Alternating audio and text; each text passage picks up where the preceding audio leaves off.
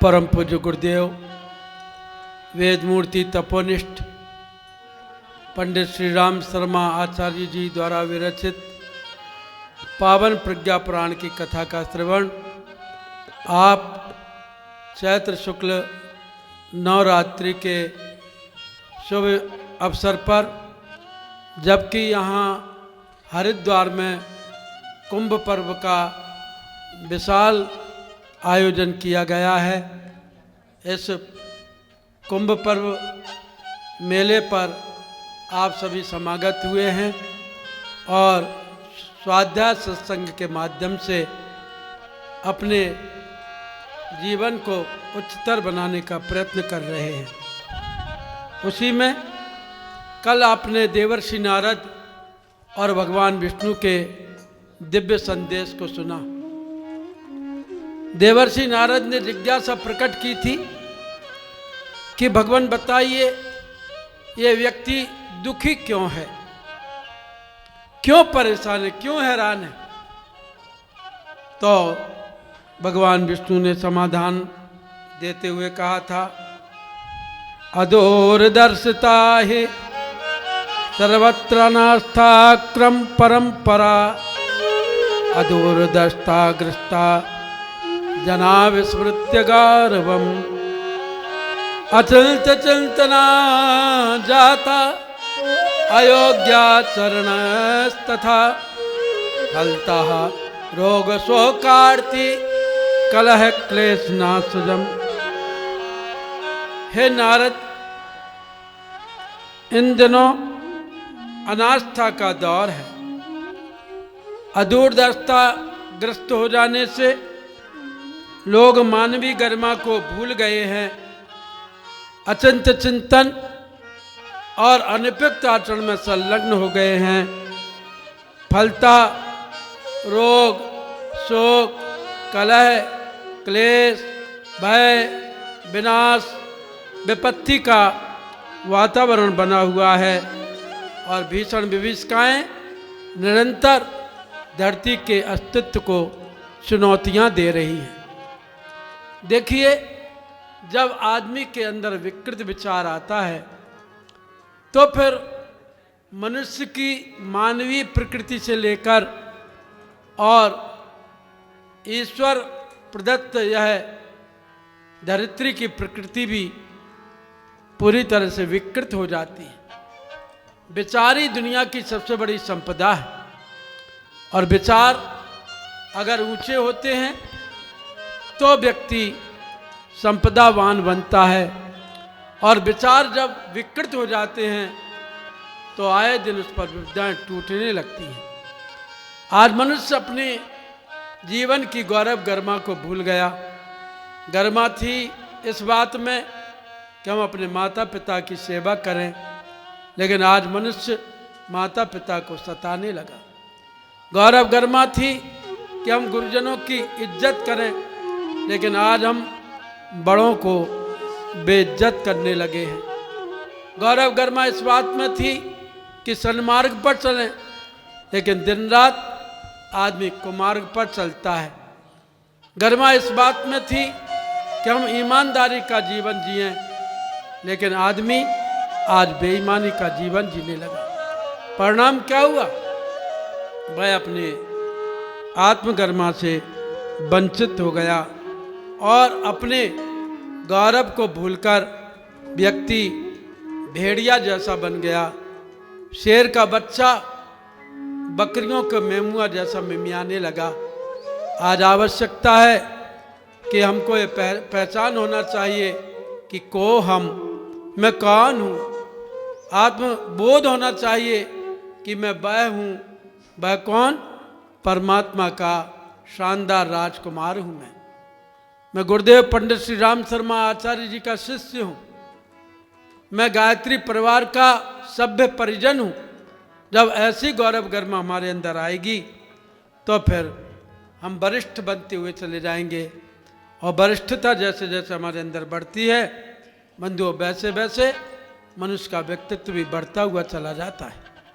लेकिन जब ये बात समझ में नहीं आती तो भगवान की उद्घोषणा है, ईदृश्याम सदसायां तो स्वप्रतिज्ञानुसारिता जाता नवावतारस्य व्यवस्थाया स्थिति स्वयं प्रज्ञावतार नाम्नां च युगस्यावतारकः भूलोके मानवानां तो सर्वेषां हि मनस्थितौ।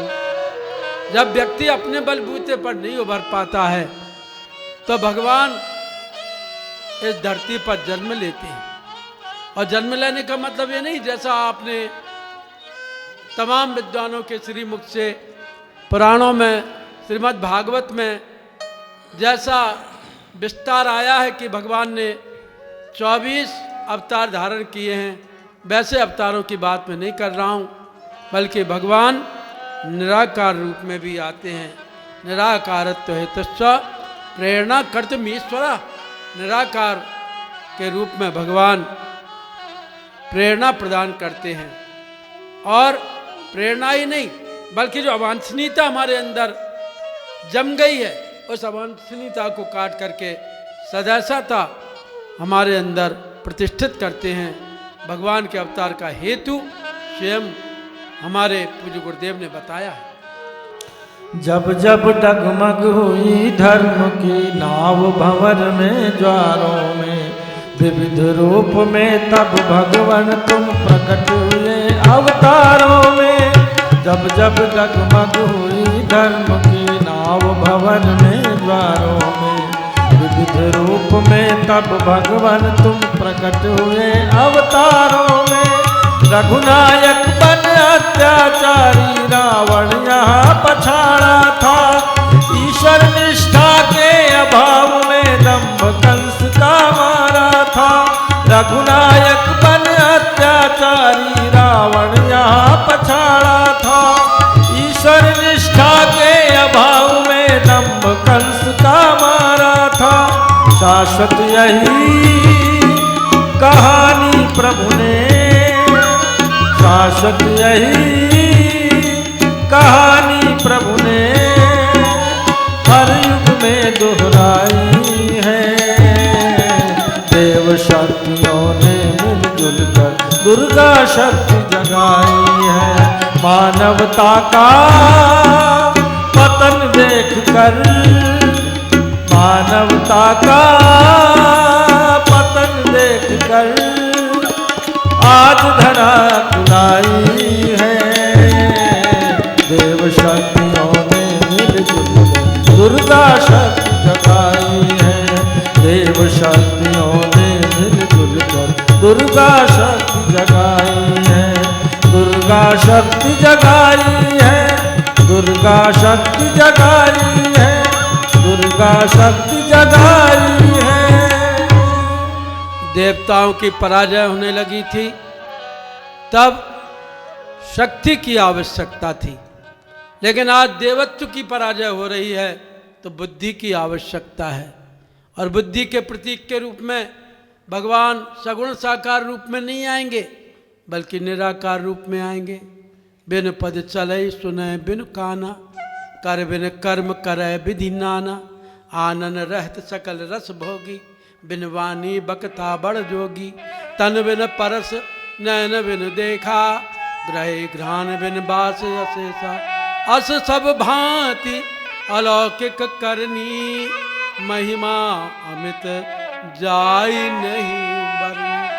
क्या ऐसा कोई व्यक्ति हो सकता है जो बिना कानों के सुने, बिना आँखों के देखे, बिना पैरों के चले, बिना हाथों के छुए, बिना नाक के सूंघे, बिना मुंह के कुछ ग्रहण करे? नहीं नहीं नहीं, ऐसा कोई व्यक्ति नहीं होता।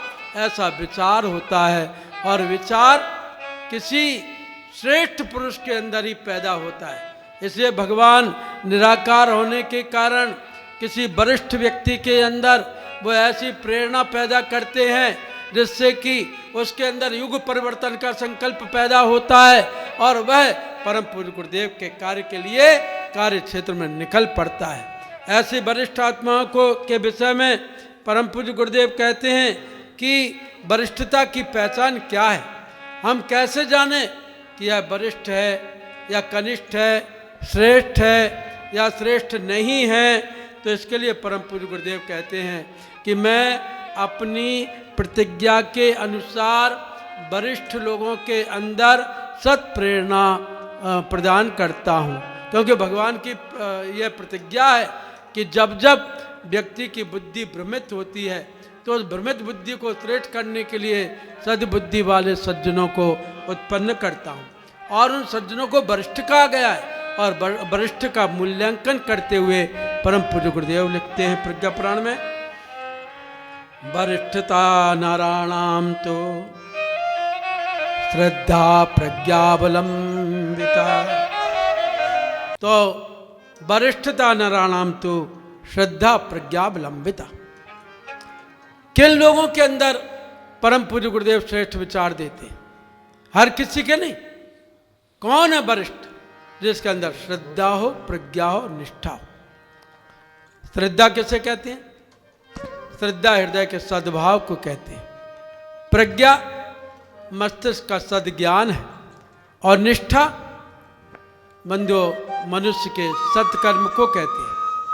सद्भाव, सद्ज्ञान, सत्कर्म जिसके अंदर होता है वह व्यक्ति वरिष्ठ होता है, और वरिष्ठ व्यक्ति ही महाकाल के कार्य को पूर्ण करने के लिए आगे बढ़ता है, जैसा कहा गया है। दैवी अनुदानों को सदैव,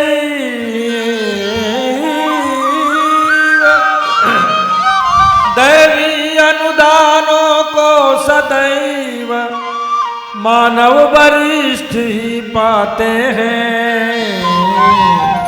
इस वरिष्ठता को पाने के, इस वरिष्ठता को पाने के रिश्ते न सूत्र बतलाते।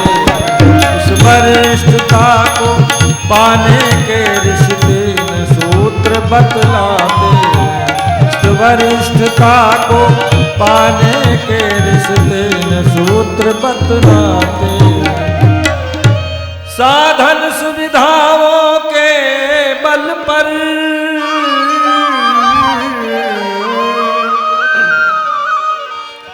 साधन सुविधाओं के बल पर मिलती बढ़ती यह कभी नहीं। शुभ श्रद्धा प्रज्ञा निष्ठा ही, शुभ श्रद्धा प्रज्ञा निष्ठा ही बस इसके हैं आधार। शुभ श्रद्धा प्रज्ञा निष्ठा ही बस इसके हैं आधार से। शुभ श्रद्धा प्रज्ञा निष्ठा ही बस इसके हैं आधार से। श्रद्धा, प्रज्ञा, निष्ठा। बंधो, श्रद्धाहीन जीवन मनुष्य को ईश्वर से दूर करता हुआ चला जाता है। हर वरिष्ठ आत्मा के अंदर श्रद्धा होना आवश्यक है, क्योंकि श्रद्धा के बिना धर्म नहीं होता। श्रद्धा बिना धर्म नहीं हुई, बिनमय गंध की पावे कोई। ईश्वर के प्रति श्रद्धा होती है तब। रैदास भले ही जाति के, ऐसा कहा जाता है कि हीन रहे हों, लेकिन उनकी आत्मा श्रद्धा से कितनी लबालब थी। ऐसे ही सोमवती अमावस्या का समय था, और वो हमेशा भगवान नाम संकीर्तन करते हुए अपने घर का कार्य करते रहते थे। एक बार राजा का एक दीवान वहाँ से गुजर रहा था, तो रैदास भक्त से कहा, रैदास जी आप नहीं चल रहे क्या गंगा स्नान के लिए? देखो काशी में कितनी भीड़ आई हुई है, और आप यहाँ बैठ करके चमड़े का काम कर रहे हैं। रैदास ने कहा, भैया पहले मैं अपने परिवार के प्रति कर्तव्य पालन कर रहा हूं। कर्तव्य का भरण पोषण भी मेरी पूजा ही है। उसके बाद में मैं अतिथि को दान करने के लिए एक जोड़ जूते बनाता हूं। और उसके पश्चात में कोई धर्म कर्म की बात सोचता हूं। अरे तो तुम तो झूठे भगत हो। तो रैदास से कहा, भैया आप जा रहे हैं तो मेरा एक पैसा लेते जाएं और गंगा माता से कहना श्रद्धा पूर्वक कि हे गंगा माता, हे मैया, तुम्हारे बेटे रैदास ने एक पैसा तुमको दिया है, लो इसको ग्रहण करो। आप देना गंगा मैया को। मैं श्रद्धा पूर्वक, खुद तो नहीं जा पा रहा हूं, लेकिन श्रद्धा पूर्वक ये एक पैसा दे रहा हूं गंगा को। दीवान हंसता हुआ चला गया, तेरा पैसा क्या लेगी गंगा। लेकिन जब गंगा स्नान करने के बाद दीवान जाने लगे और जैसे ही उनकी बंडी में, उनकी जैकेट में उनका हाथ गया तो पैसा रैदास का पड़ा हुआ था। वो रैदास का पैसा याद आते ही उन्होंने कहा, हे गंगा मैया, ये रैदास भक्त ने भेजा है एक पैसा, ले। और जैसे ही वो गंगा में पैसा फेंकने लगा, गंगा मैया के अंदर से एक हाथ निकला, दायां हाथ, उसमें उन्होंने रैदास का पैसा लिया और दूसरा हाथ निकला, उसमें सोने का कंगन था। आवाज आई, ये रैदास को दे देना। दीवान रैदास के आगे से न जाकर पीछे से निकल गए। रैदास को जाकर के क्यों दूं, महारानी को दूंगा तो वो खुश होगी। और महारानी से जाकर के दीवान ने झूठ बोला, महारानी जी देखो, आज मैं श्रद्धा पूर्वक गंगा के स्नान के लिए गया था, गंगा मैया कितनी प्रसन्न हुई। सबसे पहले मैंने स्नान किया और गंगा ने मुझे एक सोने का कंगन दिया है। तो रानी बोली, दीवान जी, अगर ये गंगा ने तुमको ये एक कंगन दिया है तो एक कंगन का मैं क्या करूंगी, दोनों हाथों में कंगन होना चाहिए, एक और लेकर के आए। इस पर से दीवान जी तो घबरा गए, अब क्या करूं, गंगा अब मुझे कैसे देगी। रैदास जी के पास गए, हे रैदास भैया मुझे क्षमा करो, मैं राजकाज से आपके पास ना आकर पहले राजमहल में चला गया, तो रानी को यह कंगन अच्छा लगा, तो महारानी ने दूसरा कंगन भी ऐसा ही मांगा है। रैदास जी ने श्रद्धा से होकर मुस्कुराते हुए नेत्र बंद किए।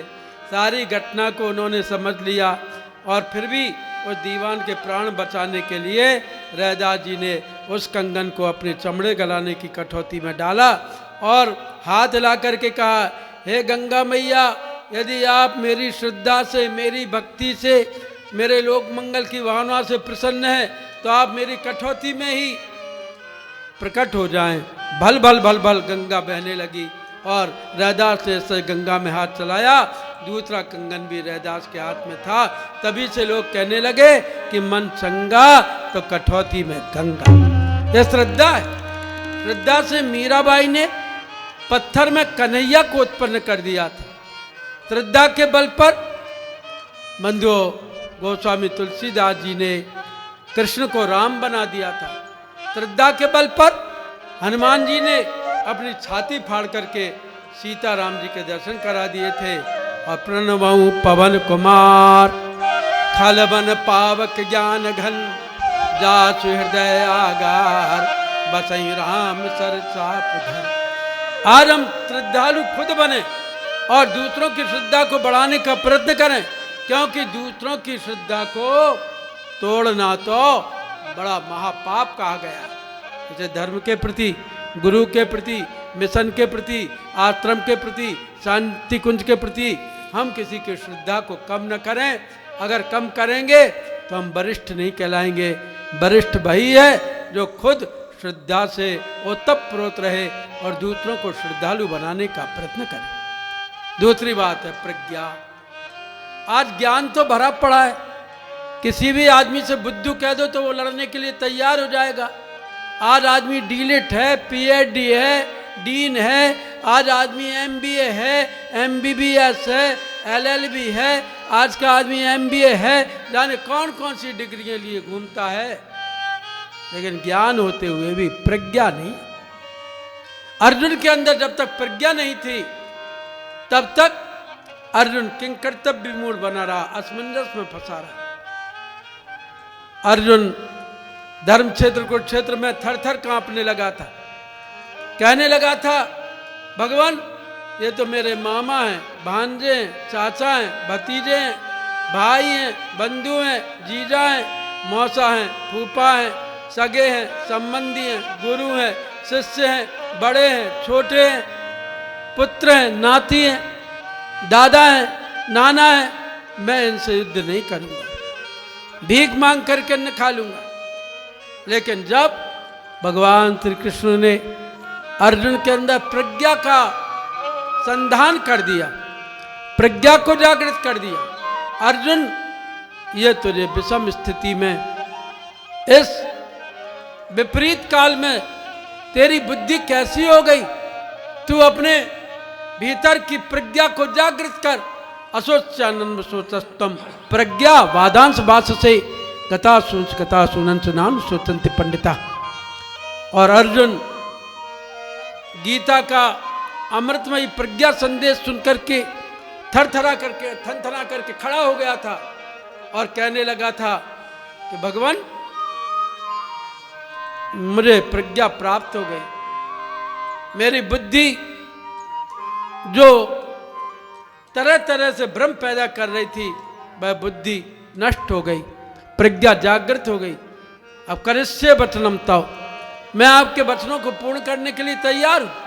तो जो प्रज्ञावान व्यक्ति होता है, जो वरिष्ठ होता है, वह योग के अनुरूप योग धर्म पर अपने कदम बढ़ाता है। अर्जुन ने उस समय के योग धर्म की ओर अपने कदम बढ़ाए और श्री कृष्ण भगवान ने उसके रथ की बागडोर संभाल ली।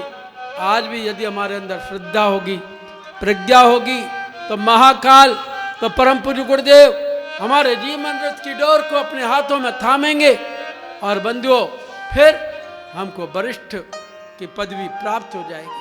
और वरिष्ठता की एक निशानी और है, वह निष्ठा।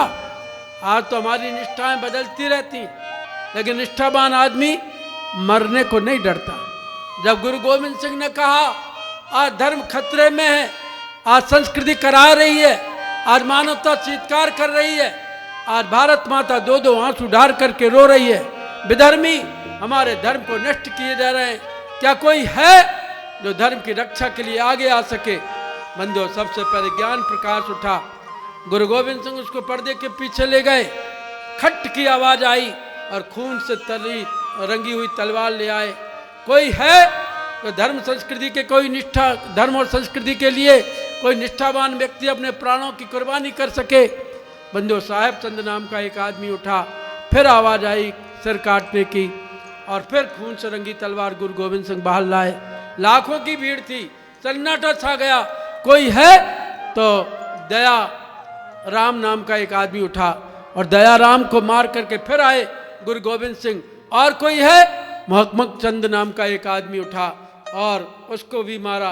फिर कोई है, साहेब चंद नाम का एक आदमी उठा और साहेब चंद को भी मारा। और फिर गुरु गोविंद सिंह का कोई है, बंधुओं, पांचों निष्ठावानों का सिर काटा था गुरु गोविंद सिंह ने। लोग ये समझ रहे थे, लेकिन जब उन्होंने पर्दा हटाया तो पांचों लोग हाथ को ऊंचा किए हुए दृढ़ संकल्प ले रहे थे, हम देश को, धर्म को, जाति को, समाज को, मानवता को समुन्नत करेंगे और सिख धर्म की जो शिक्षा है, कच्छ कड़ा केस कृपाण कंगा, इसको धारण करके विधर्मियों को हटाकर हम धर्म की स्थापना करेंगे। आज बलिदानियों की, आज निष्ठावानों की आवश्यकता है जो अपने गुरु के कार्य के लिए, अरे गुरुदेव ने जान तो नहीं मांगी, प्राण तो नहीं मांगे, लेकिन समय दान अंशदान की मांग की है। जो नियमित रूप से समय दान करे, जो नियमित रूप से अंशदान करे, जो नियमित रूप से भगवान की सेवा के लिए अपने जीवन पुष्प को समर्पित कर दे, चाहे नहीं मैं सुरबाला के गहनों में गूंथा जाऊं, चाहे नहीं सम्राटों के सब पर हेर डाला जाऊं, चाहे नहीं सम्राटों के सब पर हेर डाला जाऊं, मुझे तोड़ लेना बनमाली, उस पथ में देना तुम फेंक, मातृभूमि पर शीश चढ़ाने जिस पथ जाते वीर अनेक। तो आज मातृभूमि हमको पुकार रही है, आज गुरु चेतना हमारी ओर आशा भरी नजरों से देख रही है। श्रद्धा, प्रज्ञा, निष्ठा के द्वारा हम वरिष्ठ बने और वरिष्ठ व्यक्ति ही इस दुनिया के संकटों का समाधान लोगों को प्रस्तुत कर सकते हैं। इसलिए बंधुओं, आज परम पूज्य गुरुदेव चाहते हैं कि इस प्रकार से सत्पात्रता गतास्तित्व तत्व ज्ञानेन बोधिता कार्य संक्षिप्त सारेण यदोमृतम मृति स्मृतम, अर्थात जो श्रेष्ठ व्यक्ति अपनी सत्पात्रता को जागृत करके श्रद्धा प्रज्ञा निष्ठा की त्रिवेणी अपने जीवन में प्रवाहित करके वो कार्य क्षेत्र के लिए आगे बढ़े। और करना क्या है आज के समय में? तो आज के समय में देवर्षि नारद से भगवान विष्णु यही कहते हैं, उवाच भगवान तात दिग्भ्रांतम दुर्सयाग्रता यथार्थता तया आलोकम सन्मार्गे गंतुमेव तु। जो दिग्भ्रमित हो रहे हैं उन दिग्भ्रमित व्यक्तियों को आज सही रास्ता बतलाना है, सही मार्ग पथ प्रशस्त करना है। इसके लिए हे नारद, तुम दो काम करो। एक तो उवाच विष्णु ज्ञानार्थम कथा प्रज्ञा पुराणजा विवेचा कर्मणे प्रज्ञा अभिमानस्य विदेशफलम। जो विष्णु भगवान अर्थात मैं हे नारद तुमसे जो प्रज्ञा पुराण की कथा का वाचन कर रहा हूँ, इस प्रज्ञा पुराण की कथा को आज के वरिष्ठों का एक कर्तव्य है कि मूसलाधार बरसात के रूप में बरसकर जन जन में, गली गली में, गांव गांव में प्रज्ञा पुराण की कथा का वाचन करें। क्योंकि प्रज्ञा पुराण कथा में हर आदमी के जीवन को ही हीरो बनाया गया है। हर व्यक्ति का जीवन ही नायक है, चरित्र नायक। हर व्यक्ति के करने योग्य कार्य क्या है, कैसी बुद्धि हो, कैसा कार्य हो, कैसा धर्म हो उसका, कैसा कर्म हो, और कैसे व्यक्ति अपने जीवन को उच्चतम बना करके लोक मंगल के कार्य के लिए नियोजित हो और क्या करे। इसके लिए वो कहते हैं कि जो वरिष्ठ व्यक्ति हैं, युग की समस्याओं के समाधान के लिए आज जन जन में क्या करना होगा। धर्मस्य चेतनाम भूयो देवताम कर्तुमध्यतो अधिष्ठात्रीं युगस्यास्य महाप्रज्ञारितंबराम गायत्रीं लोकचित्तें तां कुरु पूर्ण प्रतिष्ठितं पराक्रमं च प्रक्रम कर्तुम सर्वत्र नारद। हे नारद, गायत्री को आज धर्म चेतना के रूप में प्रतिष्ठित करना है। गायत्री माता की चेतना को, उसकी प्रेरणा को, उसके स्वरूप को घर घर में स्थापित करने बिना व्यक्ति के अंदर की जीवन ज्योति जागृत नहीं होगी। क्योंकि सरस्वती लक्ष्मी तुम काली, सरस्वती लक्ष्मी तुम काली, दिपह तुम्हारी ज्योति निराली, दिपह तुम्हारी ज्योति निराली। हंसारूढ़ सितंबर धारी, हंसारूढ़ सितंबर धारी, स्वर्ण कांति सूची गगन बिहारी, स्वर्ण कांति सूची गगन बिहारी। पुस्तक पुष्प कमंडल माला, पुस्तक पुष्प कमंडल माला, शोभ्रवर्ण तनु नयन विशाला, शोभ्रवर्ण तनु नयन विशाला। सृष्टि बीज जग जननी भवानी, सृष्टि बीज जग जननी भवानी, काल रात्रि वरदा कल्याणी, काल रात्रि वरदा कल्याणी। ऐसी गायत्री माता जो सरस्वती के रूप में हमको बुद्धि देती है, लक्ष्मी के रूप में समृद्धि विकसित करती है और दुर्गा के रूप में शक्ति का संचार करती है। ऐसी गायत्री माता का हंस हमको बनना होगा। गायत्री माता हंस पर बैठती हैं, अर्थात क्षीण नीर की विवेक बुद्धि हमारे अंदर हो और हंसारूढ़ श्वेतंबर धारी, हमारे जीवन में कोई कलंक ना हो। जैसे सफेद कपड़े में कोई धब्बा दूर से ही दिख जाता है, तो ऐसा हमारा जीवन श्वेत वस्त्र के समान हो कि कोई धब्बा दिखाई ना दे। स्वर्ण कांति सुज गगन बिहारी, गायत्री माता की कांति स्वर्णमयी है, अर्थात हम तपस्वी बने, शुचि अर्थात पवित्र बने और गगन बिहारी हम ऊंचाइयों की ओर चढ़े, तो क्या होगा? गायत्री माता हम पर सवारी करेगी। आज आवश्यकता है बंधुओं कि हम गायत्री के सवारी हंस बने, और हंस बनेंगे तभी हम गायत्री चेतना को जन जन में पहुंचा सकेंगे। धर्मस्य चेतनाम भूयो, धर्म की चेतना है गायत्री। धर्म केवल कपड़ों का नाम नहीं है, धर्म नहीं भेदों की रचना, धर्म नहीं वर्गों की कारा, धर्म नहीं प्रधान रंगीले, धर्म अरुद्ध चेतना धारा। धर्म तो चेतन धारा के रूप में है, इसलिए हम धर्म को सुप्रतिष्ठित करें, अपने जीवन को ऊंचा उठाएं और गायत्री तत्व दर्शन के द्वारा अपने जीवन को अधिकतम विस्तृत बनाने का प्रयत्न करें। गय कहते हैं प्राण को, त्रि कहते हैं त्राण को। जो देवी हमारे प्राणों को त्राण दिला दे। आज हमारे प्राण मुरझाए हुए हैं, सूखे हुए हैं, धर्म और संस्कृति के कार्य के लिए हम आगे बढ़ नहीं पाते, बगलें झांकने लगते हैं। गायत्री उसको कहते हैं जो हमारे प्राणों को मुखर बना दे। आज से नवरात्रि प्रारंभ हुई है और नवरात्रि में हमारे लाखों लाख साधक केवल अपने प्राणों को मुखर करने के लिए गायत्री की साधना कर रहे हैं। हम मरे हुए ना रहें, हम जीवंत रहें, जिंदा बने, श्रेष्ठ बने, ये गायत्री हमको प्रेरणा देती है। और गायत्री माता भी है, मंत्र भी है। माता के रूप में श्रद्धा और मंत्र के रूप में प्रज्ञा हमारे अंदर जागृत करती है, जिससे कि हम निष्ठावान बनते हुए चले जाते हैं। उसी गायत्री को आज अपने जीवन का आराध्य बनाना है।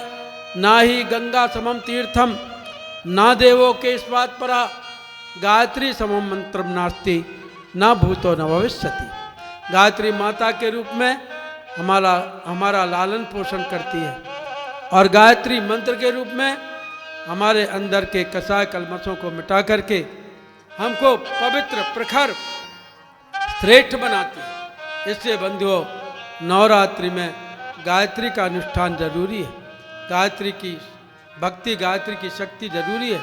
इसी गायत्री चेतना के द्वारा हमारे अंदर प्राण अविवर्धित होंगे। इसलिए गायत्री मंत्र कहता है ओम भूर्भुवः स्वः। ये तो गायत्री मंत्र की व्याहृति और प्रणव है, जो हमको ये संकेत करती है कि गायत्री की चेतना तीनों लोकों में परमात्मा के रूप में समाई हुई है। तत् वह सवितुर प्रकाशवान वरेण्यम, वरण करने योग, भर्गो हमारे पापों को भूंज देने के लिए तत्पर, और देवस हमारे अंदर का देवत्व जगाने के लिए, धीमई हमारे अंदर श्रेष्ठ बुद्धि उत्पन्न करने के लिए, दियो हमारे अकेले हम नहीं, यो ना श्रेष्ठ बुद्धि समग्र समाज को प्राप्त हो, ऐसी प्रेरणा देते रहें, ऐसी प्रेरणा देते रहें। जब ये चिंतन बार बार वरिष्ठ व्यक्ति के अंदर बार बार गुंजित होता है, बार बार हम उसको जपते हैं, बार बार स्मरण करते हैं, तो एक नई चेतना हमारे अंदर पैदा होती है, जिससे कि हमको वरिष्ठता प्राप्त होती है। आइए वह गायत्री माता, गायत्री चेतना जो आज जन जन को इस प्रकार की प्रेरणाएं प्रदान करे, जिससे कि हमारे अंदर की सारी समस्याओं का समाधान हो जाए, हम सच्चे युग सेनानी बन सकें, ऐसी गायत्री को आज आत्मसात करना आवश्यक है, जिसके विषय में कहा गया। गायत्री के महामंत्र से जीवन के सब पाप हरो, गायत्री के महामंत्र से जीवन के सब पाप हरो, सुंदर सुखी बनेगा जीवन गायत्री का जाप करो। सुंदर सुखी बनेगा जीवन गायत्री का जाप करो। गायत्री के महामंत्र से जीवन के सब पाप हरो। गायत्री के महामंत्र से जीवन के सब पाप हरो। सुंदर सुखी बनेगा जीवन गायत्री का जाप करो। ओम भूर्भुवः स्वः तत्सवितुर्वरेण्यं भर्गो देवस्य धीमहि धियो यो नः प्रचोदयात्। जय गायत्री, जय महाकाल।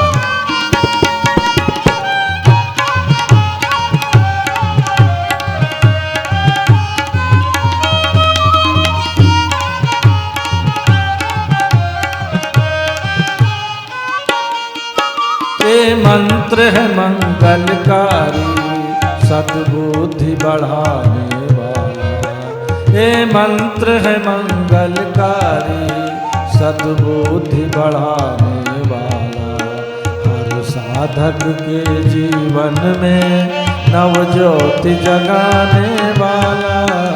हर साधक के जीवन में नवज्योति जगाने वाला।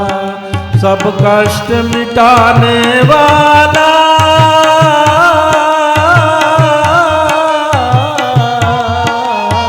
करो साधना तन से मन से, दूर सभी संताप करो। करो साधना तन से मन से, दूर सभी संताप करो। सुंदर सुखी बनेगा जीवन गायत्री करो।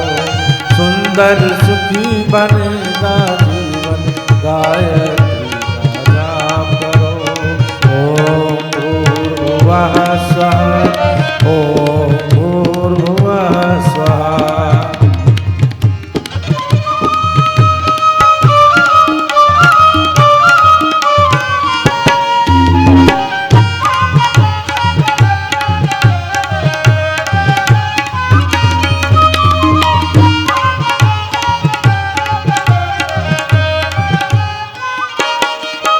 वेदों ने इसको गाया, ऋषि मुनियों ने अपनाया। वेदों ने इसको गाया, ऋषि मुनियों ने अपनाया। अवतारी पुरुषों ने भी श्रद्धा से शीश झुकाया। अवतारी पुरुषों ने भी श्रद्धा से शीश झुकाया। सबने वांछित फल पाया।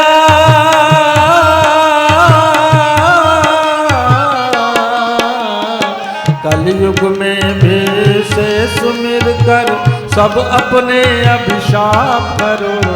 कलयुग में भी से सुमिर कर सब अपने अभिशाप करो।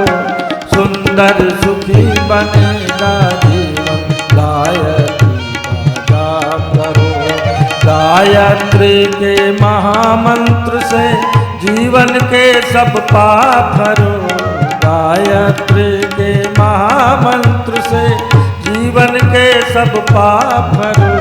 पूर्ण होगी मनोकामना गायत्री का जाप करो। सुंदर सुखी बनेगा जीवन गायत्री का जाप करो। पूर्ण होगी मनोकामना गायत्री का जाप करो। सुंदर सुखी बनेगा जीवन गायत्री का जाप करो। ओम भूर्भुवः स्वः तत्सवितुर्वरेण्यं भर्गो देवस्य धीमहि धियो यो नः प्रचोदयात्। धियो यो नः प्रचोदयात्। धियो यो नः प्रचोदयात्। गायत्री माता की सेवा से हमारे अंदर श्रद्धा उत्पन्न होगी और गायत्री मंत्र की चेतना से जप से हमारे अंदर प्रज्ञा परिलक्षित होने लगेगी। परिणाम स्वरूप हम निष्ठावान कहलाएंगे और निष्ठावान ही देह धर्म संस्कृति की सेवा कर सकने में समर्थ हो सकते हैं। और यह संदेश आप जागृत व्यक्तियों को देने का प्रयत्न करें, क्योंकि जागृतात्म वतामेतम संदेशम प्रापयास्तु मे नोपेक्षो नुपमा काला प्रीताम सहसाम मतः। अर्थात जागृत आत्माओं तक मेरा संदेश पहुंचाना। जागृत कौन है? अरे धर्म कर्म करने वाले तो लाखों व्यक्ति धरती पर भरे पड़े। पीले कपड़े पहनने वाले, भगवा पहनने वाले लाखों व्यक्ति आपको इस धरती पर मिल जाएंगे, लेकिन जागृत वही है जो युग की पुकार को अनसुनी ना करे। जागृत आत्मा को पहचानेंगे कैसे? जैसे दूध को गर्म करने पर, दूध को उबालने पर भगोनी में मलाई अपने आप ऊपर निथर करके आ जाती है, वैसे ही युग की पुकार को जो अनसुनी न करे, जो भगवान की आवाज़ को सुनकर भगवान के कार्य के लिए अपने कदम आगे बढ़ा दे, वह जागृत आत्मा है, वही प्रज्ञावान निष्ठावान है और वही व्यक्ति महान है। और उसी को तीनों चीज़ें प्राप्त हो जाएंगी। वे तीनों वस्तुएं जिनके विषय में भगवान ने कहा है कि जो भी भगवान के कार्य के लिए आगे कदम बढ़ाता है वह सुनिश्चित रूप से तीन अनुदानों का भागीदार बन जाता है। सहसा दर्श रूपा में चेतना उच्च भूमिका निजेन बलिदानेन त्यागेनोद्भावयन्ति। आत्मसंतोषमासाध्य लोक सम्मानमेव च देवानुग्रह लाभं सा कृतकृत्या भवन्ति ते। जो व्यक्ति गायत्री को अपने हृदय में धारण करके भगवान के कार्य के लिए अपने जीवन को नियोजित कर देता है, वही संसार की समस्याओं का समाधान कर सकता है और उसी को आत्मसंतोष, लोक सम्मान और दैवी अनुग्रह का लाभ प्राप्त हो सकता है। आत्मसंतोष अर्थात आज मैंने बड़ा सुंदर काम किया। लोक सम्मान, स्वयं अपने को प्रतिभाषित न करके दूसरे लोग कहते हैं ये कितना बड़ा लोक सेवी है, वास्तव में ये कितना अच्छा जीवन जी रहा है, लोक सम्मान मिलने लगता है। और देवानुग्रह अर्थात देवताओं का अनुग्रह हमारे ऊपर बरसने लगता है। इसलिए हे नारद, आज आपका यह कर्तव्य है कि भगवंतं ततो नत्वा वांछा साम्यम विचार्य च प्रज्ञा पुराण संदेशम उपदेष्टुम जन्म जन्म। गली गली में, घर घर में जाकर आप पावन प्रज्ञा पुराण की चेतना को उपदेश के रूप में, संदेश के रूप में, कथा के रूप में और परम पूज्य गुरुदेव के वाक्यों के रूप में जन जन तक पहुँचाएंगे। तो आज अचिंत्य चिंतना जाता अयोग्या चरणस तथा की विभीषिका जो घर घर में फैल गई है, उस विभीषिका से त्राण हो सकेगा। अन्यथा जैसे कोरोना फैला हुआ है, जैसे कोविड-19 हमको बहुत हैरान करता हुआ चला जा रहा है, वैसे जाने कितनी विभीषिकाएँ इस प्रकृति के ऊपर मंडराने लगेंगी। आज आवश्यकता है कि इन विभीषिकाओं को निरस्त करने के लिए हम गायत्री साधक बने, गायत्री साधना करें, गायत्री चेतना से जुड़ें, योग धर्म का परिपालन करें और जन जन तक परम पूज्य गुरुदेव के संदेश को फैला करके आत्मसंतोष, लोक सम्मान, दैवी अनुग्रह के भागीदार बने। इन्हीं शब्दों के साथ भगवान आपके पाप ताप मिटाए, सुख सौभाग्य बढ़ाए, नई चेतनाएं, नई गति, नई ऊर्जा आपको प्राप्त हो, जिससे कि आज मनुष्य के जीवन का समाधान हो सके। ओम शांति शांति शांति। कल आप इससे आगे के प्रसंगों को प्रज्ञा पुराण की कथा के माध्यम से सुन सकेंगे। हमारे YouTube चैनल शांति कुंज वीडियो गायत्री परिवार को सब्सक्राइब करें एवं बेल आइकन जरूर दबाएं ताकि गायत्री परिवार की विभिन्न गतिविधियों की जानकारी आपको मिलती रहे।